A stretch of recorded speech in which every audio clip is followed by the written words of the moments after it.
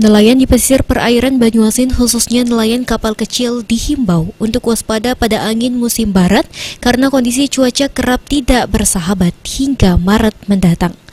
Hal tersebut disampaikan Camat Sungsang Salinan. Diakuinya kalau jelang akhir Februari hingga Maret, angin musim barat melanda perairan Banyuasin dan sekitar, sehingga membuat ombak menjadi tinggi hingga beberapa meter.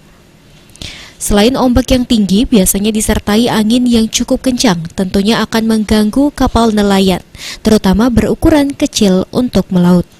Pihak kecamatan sendiri telah menghimbau kepada nelayan di perairan seperti di wilayah Sungsang, Kecamatan Banyuasin II, Kabupaten Banyuasin untuk berhati-hati pada saat melaut. Sulaiman, PAL TV.